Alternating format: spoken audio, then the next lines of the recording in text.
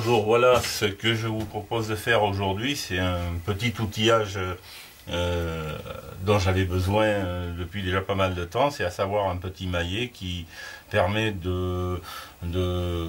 d'ajuster sur des pièces, de taper sur des pièces sans avoir à les abîmer, des pièces en acier. Ça peut servir pour du montage, du démontage, de l'usinage. J'ai prévu de faire ce maillet donc en cuivre avec des chutes de cuivre que j'ai trouvées dans ma réserve, et cuivre donc des embouts de laiton, et puis également à l'intérieur je vais couler du plomb pour alourdir ce maillet. Voilà, donc en gros les dimensions sont en fonction de chacun les adapte un peu à ses désirs. Moi j'ai prévu donc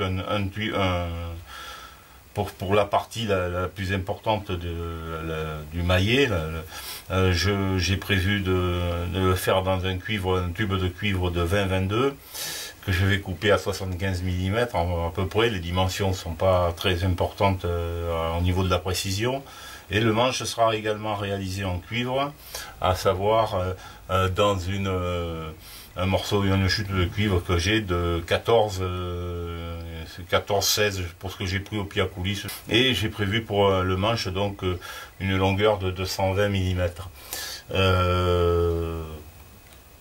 Ça c'est une réalisation assez simple qui ne demande pas bien sûr de travail autour, hein. Ce sera fait avec de la soudure à l'étain tout simplement, hein. Et ce sera pas très compliqué, ce sera très intéressant. J'ai regardé les prix de maillets de cette catégorie, il faut compter dans les 30 €. Bon là le cuivre, ce sont des chutes que j'ai, donc le cuivre ne me coûte rien, le plomb c'est pareil. Voilà, un petit peu de travail, j'aurai juste les embouts ici à acheter, puis un que je vais mettre ici, qui figure pas sur le plan, histoire de bien le finir. Voilà, je vais couper ça et puis je vous reprendrai tout à l'heure. Voilà, donc je viens de terminer la coupe de mes tubes. Alors pour ce faire, j'ai utilisé un outillage que je pense que vous connaissez tous, qui est un coupe-tube, hein. Ça c'est très commode, on peut faire ça également avec une scie à métaux, c'est moins commode. Bon, le coupe-tube, je pense beaucoup d'entre nous en possèdent. Voilà, donc j'ai coupé mes morceaux de tubes à la côte, hein, que j'avais défini au départ, à savoir 75, le tube le plus gros, hein, celui qui est en 20-22, et le manche de 220 mm. Je l'ai un petit peu réduit au bout, vous allez voir pourquoi, parce que tout simplement j'ai profité de ce que je coupais tout ça pour usiner, pour percer un trou dans le 20-22 qui va me permettre d'emboîter le manche. Voilà, alors ça il faudra le positionner d'équerre avant de le souder. J'ai acheté également des embouts pour aller de chaque côté du 20-22 qui vont faire, donc ce sera la partie frappante du maillet, hein. Voilà, et ici pour l'esthétique simplement en bout un autre embout. Tout ça, ça va être soudé, je vais vous montrer tout à l'heure, ça sera soudé à l'étain. Avant, donc je vais souder uniquement un embout ici. Après je coulerai le cuivre, le plomb à l'intérieur, ça va donner une masse plus importante, et surtout ça va me permettre de bien tenir le manche. Éventuellement je mettrai un peu de soudure également ici. Alors il faut procéder, pour faire ce trou, il faut procéder de façon, le trou qui a permis d'emboîter le manche, de façon très précise. Il vaut mieux y aller doucement. J'ai utilisé une Dremel, une petite meuleuse Dremel, qui m'a permis de faire un ajustage parfait. Voilà, donc ça c'est le petit point délicat, mais c'est pas bon. On peut faire ça à la lime, hein. On n'est pas obligé d'avoir une Dremel non plus, une petite lime ronde, et ça va très bien. Il faut de la patience. Regardez à l'intérieur, alors je ne sais pas si on va voir la caméra, on voit bien que le manche dépasse à l'intérieur de... Voilà. Ce qui fait qu'on va pouvoir, lorsque je vais couler le plomb à l'intérieur, le prendre dans la masse. Voilà. Il faudra veiller, d'ailleurs là je l'emboîte davantage pour qu'il dépasse plus dedans. Il faudra veiller à ce que le tout soit fait parfaitement d'équerre. Voilà. Donc on va passer à la soudure d'une part de l'embout d'abord, et ensuite après on va couler du plomb dedans. Alors voilà, maintenant je vais souder l'embout. Alors j'ai bien décapé les pièces à souder, hein. On ne peut pas souder sur de la saleté. Et puis je vais mettre encore du décapant. Voilà, ça faut pas le pleurer.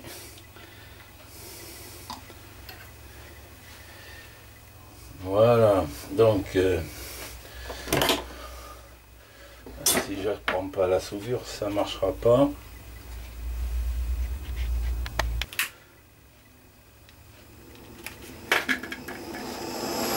On va souder. Alors on chauffe d'abord bien les pièces. On n'applique pas la soudure tant que la pièce n'est pas chaude comme il faut. Donc ça sert à rien de présenter. Après on remécarte la flamme et c'est seulement à ce moment-là que l'on va mettre le métal d'apport et pas avant. Lorsque c'est assez chaud, ça doit fondre, ça fond pas assez chaud.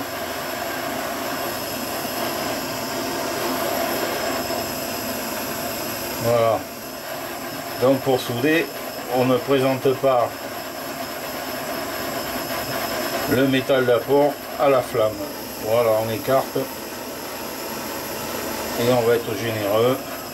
Après on peut toujours nettoyer avec de la toilette Emery. Voilà, ça a bougé. Voilà. Ça rentre, c'est par capillarité, ça va rentrer à l'intérieur de mon embout. Donc j'ai pas de souci à me faire. Pas chercher à pousser. Voilà. Ça coule par terre, c'est pas grave. J'ai veillé à ce que rien d'inflammable ne se trouve au sol. Voilà. Normalement on met des gants. Moi j'en mets pas pour souder, j'ai pas l'habitude. Mais normalement on doit mettre des gants. Voilà. Là, je pense que ça devrait être bon. Ouais, c'est bon, ça a tourné un peu, ça bouge, hein. Normal. Je coupe et je vais laisser refroidir. Bon, voilà. J'ai attendu, donc ça fait plus d'une heure, hein. Je vais essayer parce que j'ai fait autre chose. Donc maintenant c'est bien, ça a bien refroidi. Mon embout a été collé. On peut voir qu'il y a, bon, ça a fait une bavure, hein, c'est normal. Je nettoie pas du tout pour l'instant ma pièce parce que je ne fais que commencer. La soudure a bien pris. Je peux voir dedans, elle est ressortie, donc c'est pour le moins ce qu'il fallait. Voilà, donc pour l'instant je nettoie pas. Je nettoie pas parce que le nettoyage à l'aide de laine de verre ou de laine de paille de fer, ça ira. Bon, je passerai un petit coup de lime pour rendre ça bien plus propre, mais bon, on n'en est vraiment pas là. Maintenant la seconde étape va être de couler du plomb fondu à l'intérieur pour alourdir la partie frappante du maillet. J'aurais pu ici souder mon embout, on va dire en joliveur, hein, mais je ne l'ai pas fait parce que je me réserve la possibilité de couler du plomb par l'intérieur de ce tube pour renforcer la tenue du manche si c'était nécessaire. Donc pour l'instant je soude pas ici, on va voir après. Voilà, donc pour l'instant le manche n'est pas fixé, n'est pas soudé. Voilà, l'embout a été posé, on va passer à la fonte du plomb. Maintenant je vais couler le plomb pour faire à la masse, donner du poids donc à mon maillet. Alors je prends toutes les précautions, évidemment, les gants, et j'ai mis à fondre du plomb dans cet appareil, j'en parlerai tout à l'heure. Je vais couler mon plomb.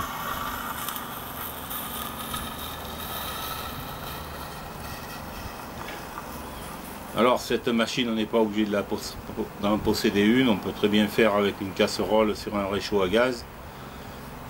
Attention, c'est dangereux. On peut voir que le plomb passe par mon embout.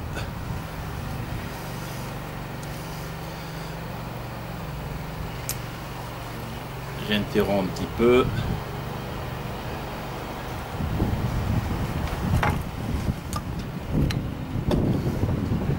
C'est le temps de... C'est pas gênant que la coulée se fasse en plusieurs fois. Voilà.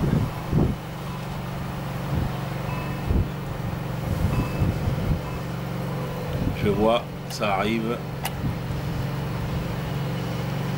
Voilà. Le plomb est coulé. Et c'est très chaud. Très chaud. Voilà. Malgré les gants.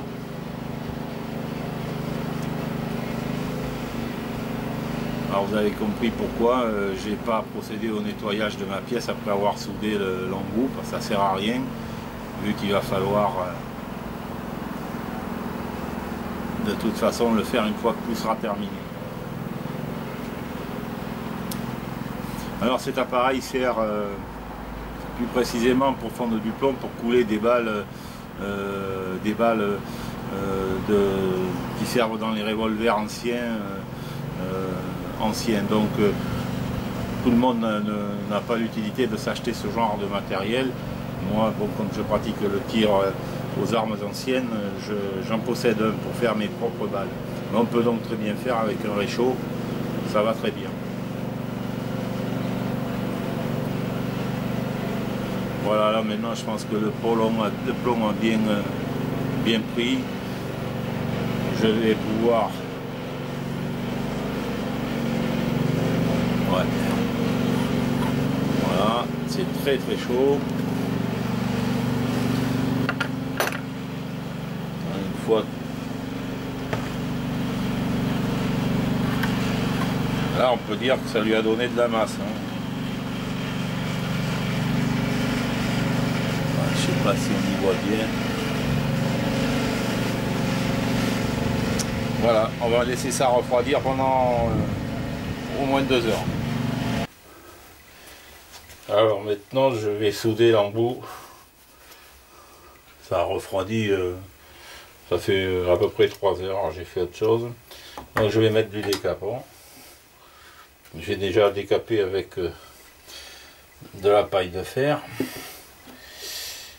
Donc j'en mets pas mal de décapant. Voilà, il vaut mieux.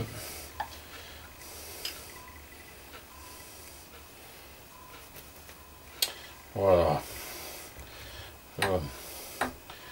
Faut pas trop le pleurer ça. Voilà.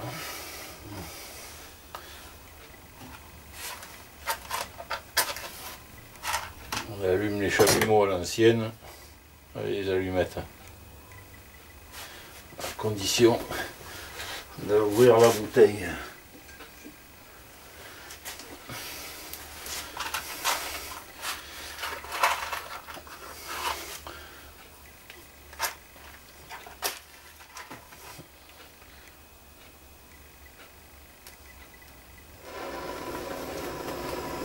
Voilà, j'ai oublié mon briquet. Alors, j'ai mis un bout de bois parce que le fer conduit beaucoup la chaleur et il m'aurait fallu chauffer davantage encore si ça avait appuyé directement sur les taux. Donc en mettant du bois, je diminue l'effet de conductibilité de la chaleur.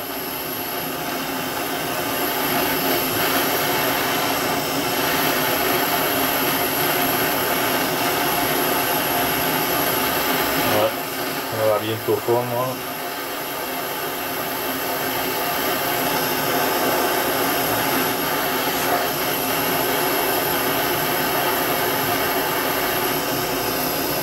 Ouais, ça va pas assez.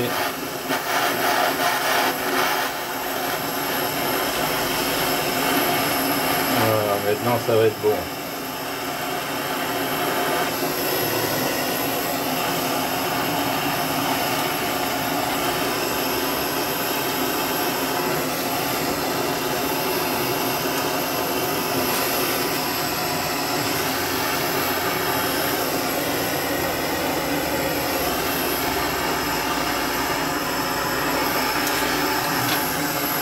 On va essayer de pas se brûler, hein. Voilà. C'est bon. Voilà, ça tient. Je coupe. Et on va attendre que ça refroidisse. Je vais mettre un petit cordon de soudure à la jointure avec le manche, bien que ce soit pas vraiment nécessaire parce que le plomb, lorsque je l'ai coulé, il est rentré dans le manche, il doit se trouver à peu près par là. Donc ça tient bien.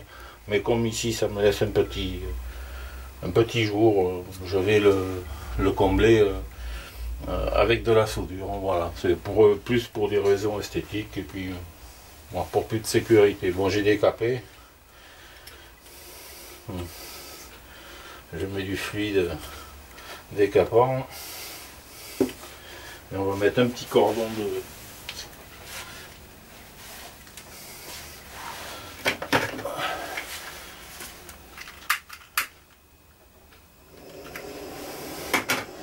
Voilà, je vais aller récupérer mon briquet le temps que ça refroidisse.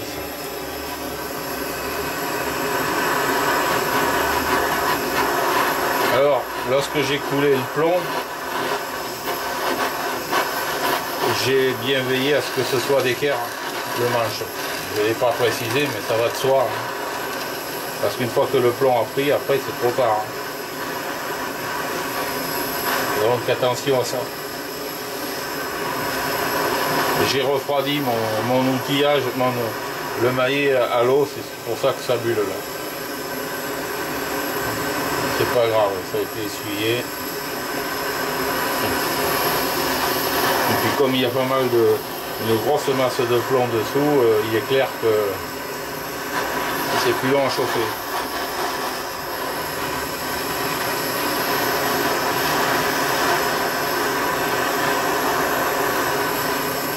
Ça va venir. Patience.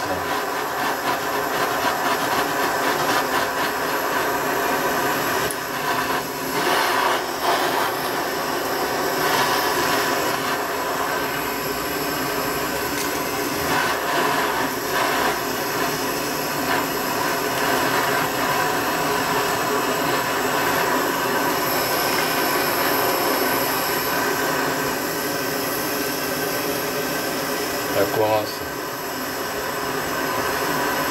Alors c'est la partie, le dard bleu du chalumeau, pour ceux qui ne connaissent pas, hein, c'est là qu'il y a le plus de chaleur, c'est donc avec ça qu'il faut chauffer.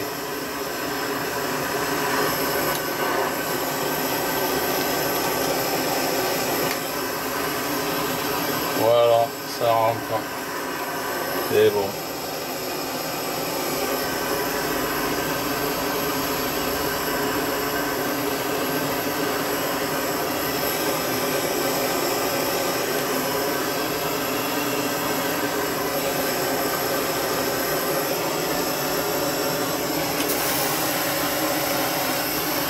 On va pas pleurer la soudure.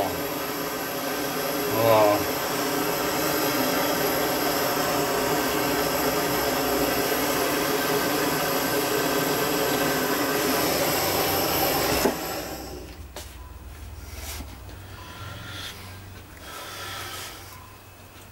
attendre que ça refroidisse. On va souder ensuite l'embout qui viendra sur le bout du manche. Là. Voilà, donc maintenant je vais souder, et c'est la dernière pièce à souder, je vais souder l'embout au bout du manche. Et ça sera pratiquement terminé, il ne restera plus qu'ensuite à enlever les excédents de soudure, à donner un bel aspect au maillet. Bon, ça je le ferai hors caméra et je reprendrai après. Donc je soude là cet embout. Cette fois-ci j'ai mis un gant parce que je vais devoir sans doute tourner. Ça fait ressort, c'est parce que l'air qui est à l'intérieur du tube il est comprimé. Ce qui fait que il y a une parfaite étanchéité rien qu'avec le fil. Bon, allez.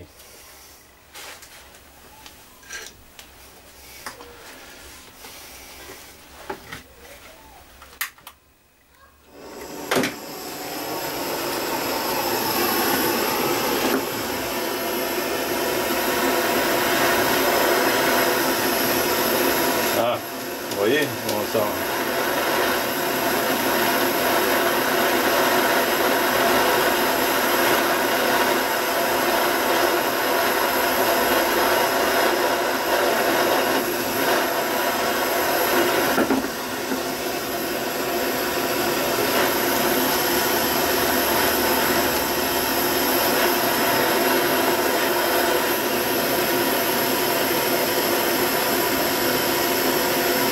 Je vais la repousser après, parce que là il va tomber.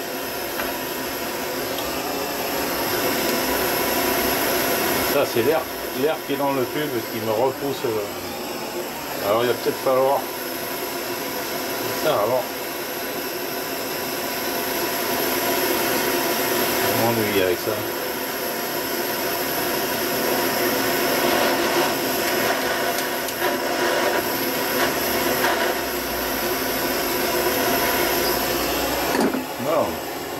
On va peut-être laisser un petit peu d'air, c'est pas grave. Hein. L'important c'est que l'embout tienne.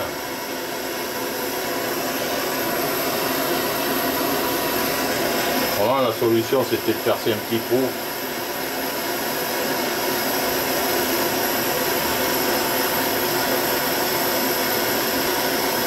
Dans mon bouchon. Mais comme je le fais pour fermer le manche, si je fais un trou. On va voir en laissant refroidir.